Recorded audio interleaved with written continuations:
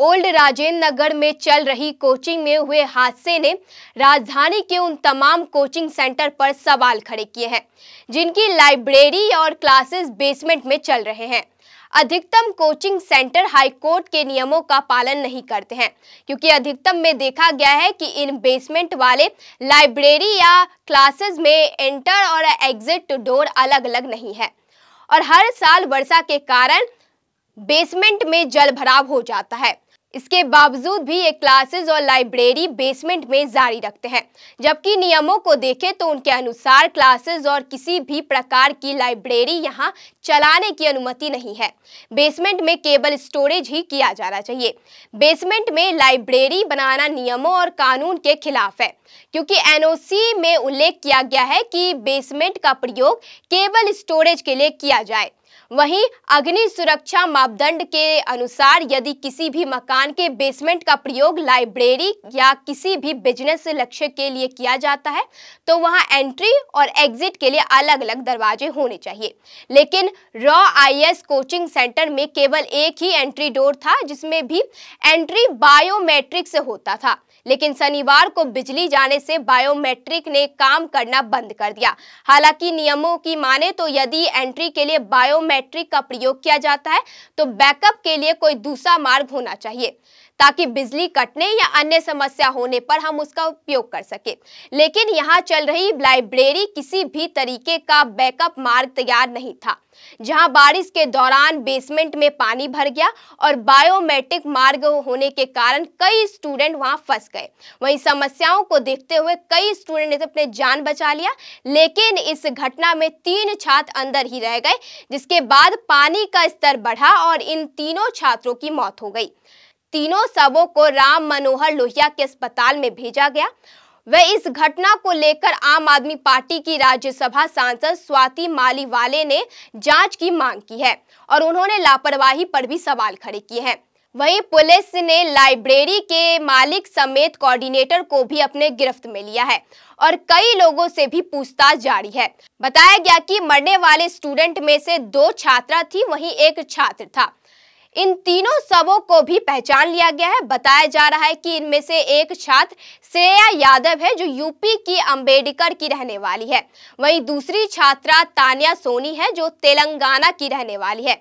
इसी के साथ मरने वाले छात्र का नाम नवीन दलवीन बताया जा रहा है और ये केरल का रहने वाला है। वहीं इस घटना को लेकर आम आदमी पार्टी के विधायक दुर्गेश पाठक का कहना है कि पानी तो अब निकला है, लेकिन बच्चे बेसमेंट में पढ़ाई क्यों कर रहे थे? ये सीधे तौर पर लापरवाही की घटना है। वहीं इस घटना को लेकर जो भी अधिकारी जिम्मेदार है उसके खिलाफ सख्त से सख्त कार्रवाई करी जानी चाहिए। दिल्ली की जल व्यवस्था भी खराब हो गई है। वहीं उन्होंने इस घटना को लेकर भाजपा पर भी आरोप लगाए। उन्होंने कहा कि 15 सालों से भाजपा यहाँ है, मैं 1 साल से यहाँ आया हूँ और मैंने नालों पर भी काम किया है और मैं चाहता हूं कि इस घटना की जांच की जाए और जो जिम्मेदार है उसके खिलाफ सख्त कार्रवाई की जाए।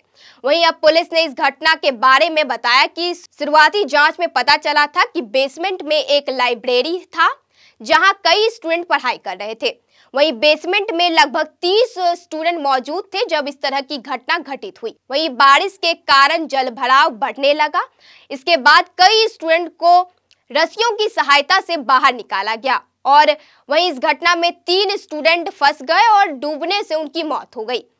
ये तीनों ही स्टूडेंट यूपीएससी की तैयारी कर रहे थे और इस घटना को लेकर पुलिस ने अब जाकर एफआईआर दर्ज किया है और कई लोगों से भी पूछताछ जारी है।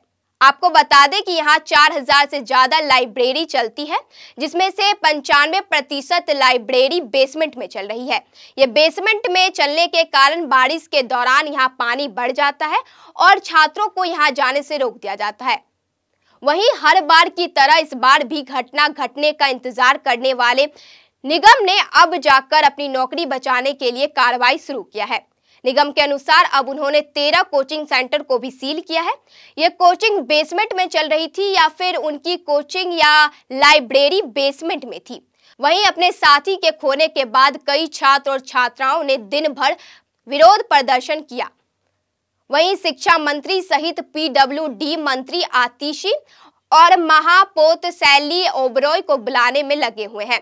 पहले ओल्ड राजेंद्र नगर के सतपाल भटिया मार्ग पर छात्रों ने प्रदर्शन किया। बाद में अब मंत्री नहीं पहुंचे तो गुस्साए स्टूडेंट ने मिलकर करोल बाग मेट्रो स्टेशन के पूसा रोड को भी जाम कर दिया। इसमें बड़ी संख्या में ड्यू और जेएनयू के छात्र छात्राएं शामिल हैं। स्टूडेंट का कहना है कि स्टूडेंट के भी लाइफ मैटर करता है, उन्हें न्याय चाहिए और एक घटना नहीं हत्या है। एमडी हाय हाय के नारे लगा रहे हैं। वहीं इस घटना को लेकर पुलिस ने गंभीरता देखते हुए शाम पूसा रोड से स्टूडेंट को हटाया, लेकिन इसके बावजूद भी कई स्टूडेंट नहीं माने, जिसके बाद पुलिस ने इन स्टूडेंट्स को अपने हिरासत में लिया है। हालांकि समझा बुझाकर उन्हें छोड़ दिया गया। इसके बावजूद भी कई स्टूडेंट नहीं माने और उन्होंने फिर से सतपाल भटिया मार्ग पर जाम लगा दिया। इस घटना को देखते हुए कई राजनीति पार्टी के नेता भी छात्रों को समझाने के लिए वहां पहुंचे थे, लेकिन घटना की गंभीरता देखते हुए वो वहां से लौट गए। आपको बता दें कि एक विरोध प्रदर्शन के दौरान ही 8 से 10 स्टूडेंट की मौत हो गई है। हालांकि ये अफवाह है या सच्चाई, अभी तक इसका पता नहीं चला है। इसी के साथ छात्रों ने 2 मिनट का मौन भी रखा और कैंडल मार्च भी निकाली है।